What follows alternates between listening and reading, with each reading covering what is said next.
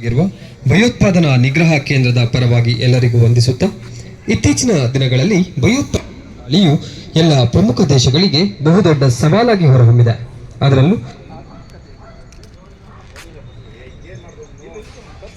ಅದರಲ್ಲಿ ಆಧುನಿಕತೆ ಬೆಳೆದಂತೆ ಅನೇಕ ಹೊಸ ಆಯಾಮದಲ್ಲಿನ ಭಯೋತ್ಪಾದನಾ ದಾಳಿಗಳು ಕೂಡ ಬೆಳೆಯುತ್ತಲೇ ಸಾಗುತ್ತಿದೆ.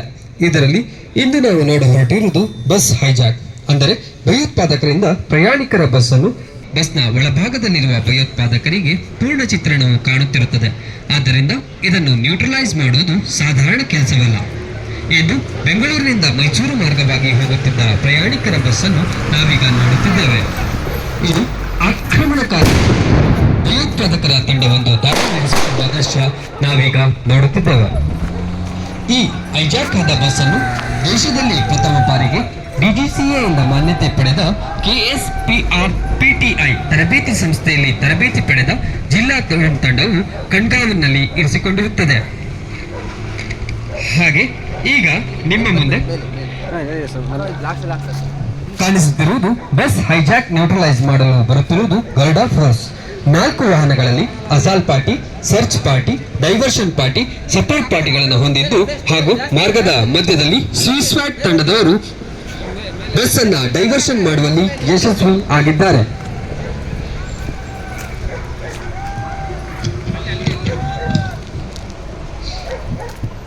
ಬಸ್ನ ಹಿಂಭಾಗದಿಂದ ಸ್ಫೋಟಕದ ಮೂಲಕ ಡೈವರ್ಷನ್ ಅನ್ನ ಮಾಡುತ್ತಿದ್ದಾರೆ. ವಿಂಡೋ ಅಸಾಲ್ಟ್ ಆಗುತ್ತಿದ್ದಂತೆ ಅರ್ಜುನ ಅಸಾಲ್ಟ್ ಮಾಡುತ್ತಿದ್ದಾನೆ. ಅದೇ ರೀತಿಯಲ್ಲಿ ಕಮಾಂಡೋಗಳು ಸಾಹಸಮಯ ತನಿಖಾದಲ್ಲಿ ಅಟ್ಯಾಕ್ ನಡೆಸುತ್ತಿದ್ದಾರೆ. ಅರ್ಜುನ ವೈರಿಯನ್ನು ಅಟ್ಯಾಕ್ ಮಾಡಿಸುತ್ತಿದ್ದು, ಈ ಅಸಾಲ್ಟ್ ಎಕ್ಸ್ಕ್ಲೂಸಿವ್ ಸ್ಲೀಪಿಂಗ್ ಮೂರನೆಯಲ್ಲಿಯೂ CRPF ಡಾಗ್ ಟ್ರೈನಿಂಗ್ ಸೆಂಟರ್ ಬೆಂಗಳೂರಿನಲ್ಲಿ ತರಬೇತಿಯನ್ನು ಪಡೆದು ಇದಾಗಿದೆ. ಸುಮಾರು 224 pounds per square inch weighting capacity ಹೊಂದಿದ ಡಾಗ್ ಇದಾಗಿದೆ. ಬಸ್ ಚಾಲಕನನ್ನ ಇಳಿಸುತ್ತಿದ್ದಂತೆ ಕಮಾಂಡೋಗಳು ತಮ್ಮ ಆಯುಧದ ತುಪ್ಪತ್ತಿನಲ್ಲಿ ಇಟ್ಟುಕೊಳ್ಳುವ ದೃಶ್ಯ ನಮಗೆ ಕಾಣಿಸುತ್ತದೆ. ಹೀಗೆಲ್ಲ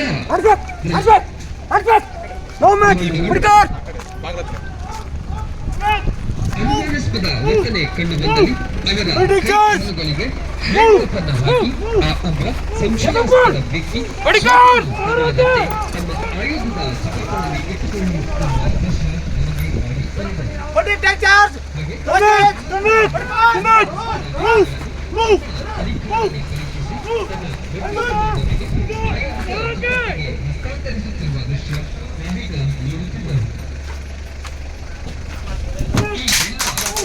ದೃಶ್ಯಗಳನ್ನ ನೋಡುತ್ತಿದ್ದರೆ ಕಮಾಂಡೋಗಳ ಕಠಿಣ ಪರಿಶ್ರಮ ತರಬೇತಿ ಎದ್ದು ಕಾಣಿಸುತ್ತಲಿದೆ.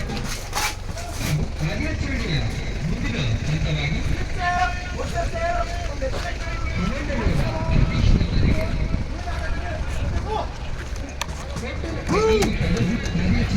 ಆಗಮಿಸುತ್ತಲಿದೆ.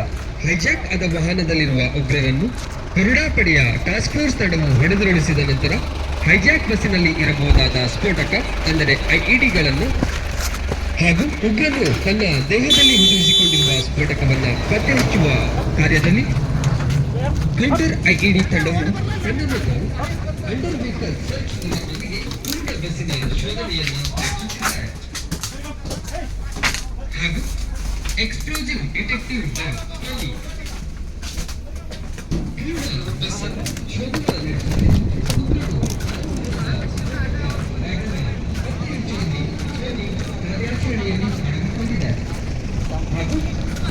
ಕಾರ್ಯಾಚರಣೆಯಲ್ಲಿ ಯಶಸ್ವಿ ಆಗಿದೆ.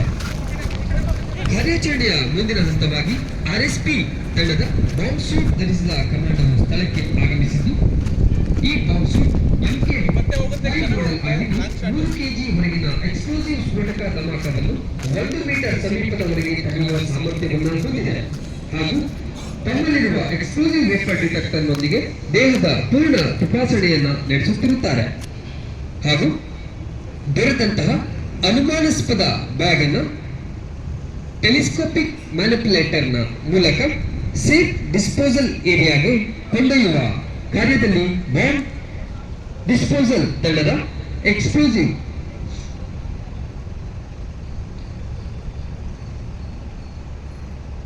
ಬಾಂಬ್ ಸೂಟ್ ಧರಿಸಿದ ಕಮಾಂಡೋವು ತೊಡಗಿಕೊಂಡಿರುತ್ತಾರೆ.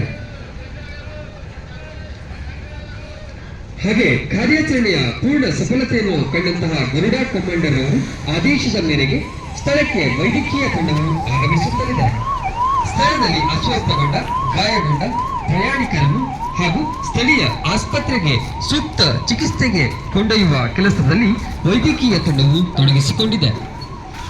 ಇನ್ನು ನಮ್ಮ ಈ ಕಾರ್ಯಾಚರಣೆಯಲ್ಲಿ ಭಾಗವಹಿಸುತ್ತಿರುವ ಗರುಡ ಟಾಸ್ಕ್ ಫೋರ್ಸ್ ತಂಡವು 2024ರಲ್ಲಿ ದೆಹಲಿಯಲ್ಲಿ ಆಯೋಜಿಸಲಾಗಿದ್ದ ಅಗ್ನಿ ಪರೀಕ್ಷಾ ಕಾರ್ಯಾಚರಣೆಯಲ್ಲಿ ದ್ವಿತೀಯ ಸ್ಥಾನವನ್ನು ಹಾಗೂ ಹಂಟರ್ ಐಇಡಿ ತಂಡವು 2022 ಮತ್ತು 24ರಲ್ಲಿ ದೆಹಲಿಯಲ್ಲಿ ಆಯೋಜಿಸಿದ ರಾಷ್ಟ್ರ ಮಟ್ಟದ ಅಗ್ನಿಶಮನ್ ಮತ್ತು ವಿಸ್ಫೋಟ್ ಕವಚ್ ಕಾರ್ಯಾಚರಣೆಯಲ್ಲಿ ಪ್ರಥಮ ಸ್ಥಾನವನ್ನು ಪಡೆದು ರಾಜ್ಯದ ಕೀರ್ತಿ ಪತಾಕೆಯನ್ನ ಹಾರಿಸಿರುವ ತಂಡವಾಗಿದೆ.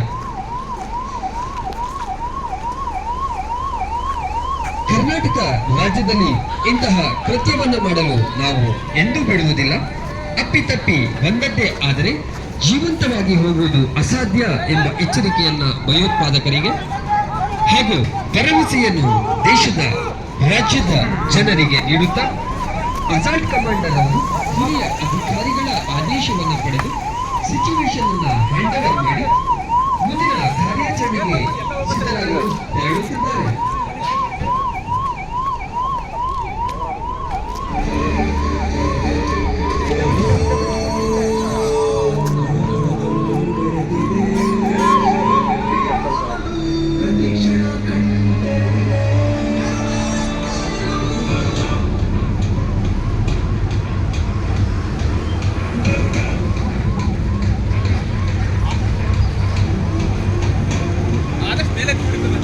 ಇಲ್ಲ ನಿಮಗೆ ವಿಡಿಯೋ ಕೂಡ ಚೆನ್ನಾಗಿ ಬಂದಿದೆ ಬಿಡಿ ಸರ್, ವಿಡಿಯೋ ಏನು ಫಾಲ್ಟ್ ಆಗಲ್ಲ.